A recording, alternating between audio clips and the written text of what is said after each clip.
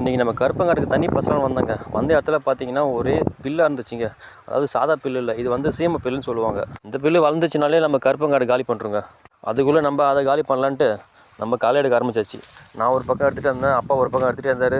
பார்த்தீங்கன்னா அவ்வளோ சீக்கிரம் எடுக்கவே முடியல. கிணறு தோண்டும் போது பூதம் வரும்ல, அந்த மாதிரி எடுக்க வந்துகிட்டே இருந்தது, ஆகவே மாட்டேங்குது. போன டைம் காடு ஃபுல்லாக இந்த பில்லு தாங்க.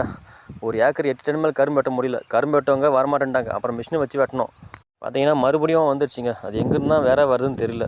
அப்படியே ஒரு கருப்பங்களாக பார்த்து எங்கெங்கெல்லாம் கண்ணில் தென்படுதோ எல்லாத்தையும் பிடுங்கி எடுத்துட்டோம். பில்லை எடுக்கும்போது கரும்பு சோலை ஃபுல்லாக கையில் உரசி கையெல்லாம் அரிக்க ஆரம்பிச்சிச்சுங்க. பக்கத்தில் அப்பாவும் பில்லு எடுத்துகிட்டு இருந்தார். திடீர்னு பார்த்தா அப்பாவை காணோம். எங்கன்னு பார்த்தா போய் படுத்து தூங்கிட்டாரு. சரி, அவர் தூங்குற எழுப்பு வேணாம், டிஸ்டர்ப் பண்ண வேணாம், அவர் மட்டும் தூங்கட்டும், நம்ம முடிஞ்ச அளவுக்கு நம்ம எடுக்கும், பத்தாததுக்கு நாளைக்கு எடுத்துக்கலான்ட்டு எடுக்க ஆரம்பிச்சாச்சுங்க.